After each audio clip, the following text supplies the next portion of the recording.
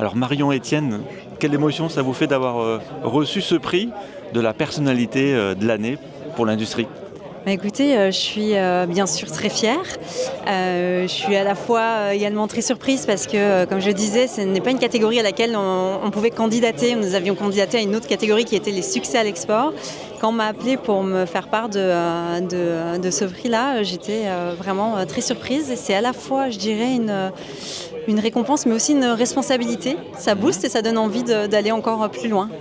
Alors qu'est-ce qui vous a conduite à entrer chez Numalian, donc c'est l'entreprise de votre papa? Alors, c'était, on va dire, pas tellement écrit. J'étais au Pérou, je faisais mon stage de fin d'études au Pérou et j'étais en parallèle en train de monter ma propre entreprise localement. C'était une entreprise de quoi? Vous voulez monter au Pérou? Alors, je souhaitais faire un club, un peu à l'image du club APM qu'on connaît, qui est Association Programme Management, qui accompagne les dirigeants, parce que je me suis rendu compte en étant bras droit d'un dirigeant industriel au Pérou qu'il y avait peut-être moins d'accompagnement sur le management en Amérique latine et en parlant avec divers industriels, ça plaisait particulièrement. Et donc j'étais au Pérou et mon père m'a appelé en octobre 2014 à la fin de ce stage en me disant: écoute, maintenant ça suffit, il faut que tu rentres, j'ai besoin de toi à mes côtés. On allait organiser notre 3e LBO et il souhaitait que je puisse l'accompagner pour faire une sorte de banque d'affaires en interne et donc c'est comme ça que j'ai commencé en CDD et j'avais pour objectif en tout cas, je m'étais dit que je repartirais ensuite et finalement je suis restée parce qu'il y avait beaucoup de projets à mener et que j'ai beaucoup de chance de travailler aux côtés de mon père avec qui je m'entends particulièrement bien. Mais vous avez des compétences pour pouvoir piloter cette LBO, pour que votre père vous confie cette mission? Alors, j'ai fait pour ma part un master spécialisé en entrepreneuriat. Donc ça permet d'avoir une certaine, on va dire, variété des missions, comprendre aussi bien la finance que le développement commercial, le marketing, etc. Et puis en fait, par rapport à ce LBO, il fallait comprendre et incarner l'entreprise et je suis née dedans, pour ainsi dire. Donc je pense que j'avais quelques compétences pour réussir à le faire, oui, tout à fait. On peut imaginer que, étant enfant, vous aviez déjà un petit peu traîné dans l'atelier, non, de l'entreprise de papa?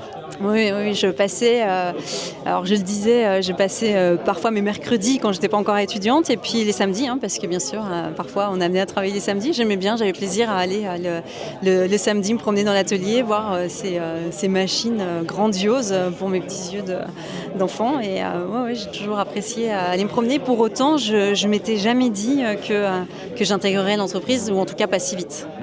Alors, quels ont été mis à part effectivement cette demande de votre papa de piloter un LBO, quels étaient les moments les plus décisifs qui ont généré un tournant dans votre carrière depuis que vous êtes rentré chez Numaliance?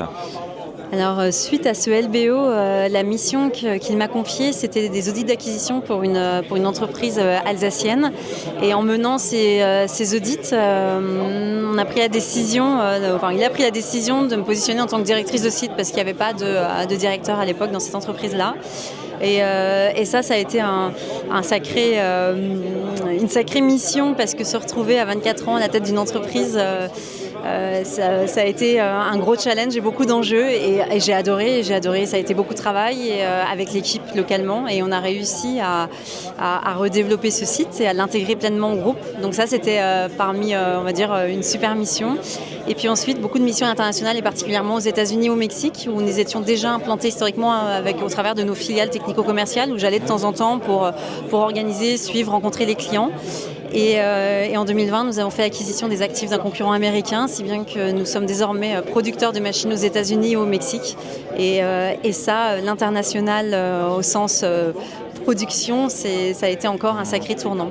Ensuite, dans les autres sujets dans lesquels je me suis éclatée, on va dire, il y a toute la démarche RSE qui n'était pas tellement existante dans l'entreprise et donc j'ai pu formaliser avec les équipes et qu'on continue à booster en interne.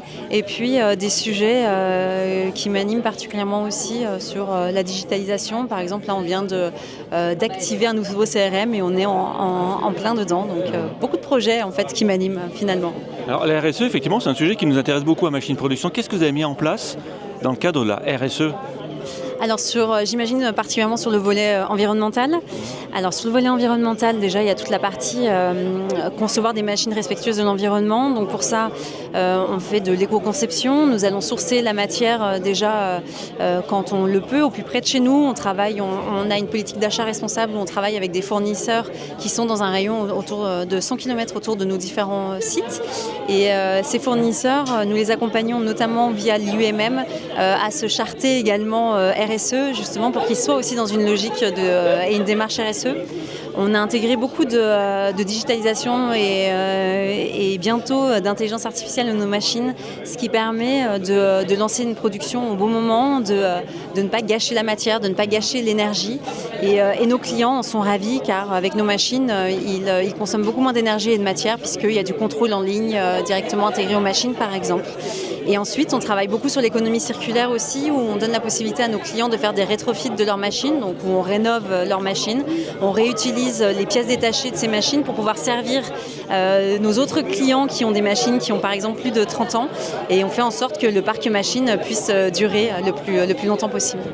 Alors, selon vous, quelles sont les clés pour qu'une entreprise française comme la vôtre réussisse à l'international? Parce que vous exportez 80 ou 90%. Ouais. Alors, c'est quoi les clés pour une entreprise française comme la vôtre et familiale?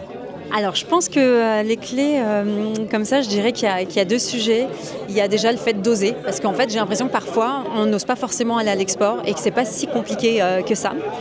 Et en fait la clé principale c'est l'innovation. Quand on est capable de se démarquer sur le marché avec des produits innovants qui vont permettre à nos clients de produire vraiment différemment de ce qu'ils font actuellement, ça ouvre beaucoup de portes.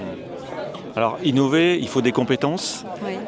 Comment vous travaillez pour attirer des nouvelles compétences dans votre entreprise? C'est très important, c'est très compliqué pour les entreprises, très important bien sûr d'avoir des nouvelles compétences, mais très compliqué aussi d'en recruter. On manque de techniciens, on manque de mécaniciens. C'est quoi vos solutions? Alors c'est sûr que les métiers techniques sont en tension. Pour autant, on a la chance quand même de réussir à faire des beaux recrutements et on a une super équipe sur l'ensemble de nos sites.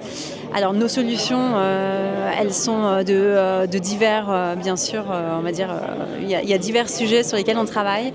Plus particulièrement, on travaille bien en amont avec les universités. On a la chance, par exemple, notre siège social, qui est le site sur lequel on concentre le plus de monde, est situé à côté d'une petite ville qui s'appelle Saint-Dié-des-Vosges.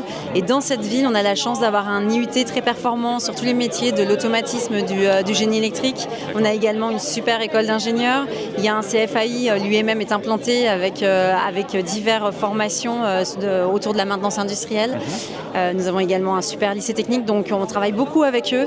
Ça veut dire que vous prenez des alternants, c'est ça? Vous embauchez des alternants? On embauche beaucoup d'alternants, on prend énormément de stagiaires et les stages, on les commence même dès le collège avec les fameux stages découverte et d'observation pour montrer aux jeunes que l'industrie... Alors j'adore quand on leur pose la question qu'est-ce que vous inspire l'industrie? Alors ils ne savent pas toujours, ou en tout cas ce qu'ils disent à la fin sur leur rapport d'étonnement, c'est « pensez pas que l'industrie pouvait être innovante, lumineuse ». Ils sont étonnés qu'on puisse avoir de la musique dans nos ateliers, que l'industrie puisse être internationale, puisse être aussi féminine, parce qu'on essaye de booster ça auprès des jeunes. Et c'est très important pour nous. Donc oui, ça fait partie des actions qu'on mène sur nos territoires.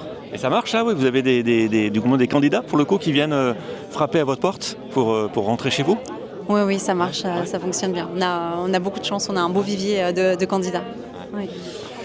Eh bien, c'était Marion Etienne, la DG, directrice générale, c'est ça? Tout à fait. De Num-Alliance, qui vient de recevoir le prix de la personnalité de l'industrie de BFM Business, dont Machine Production est un heureux partenaire.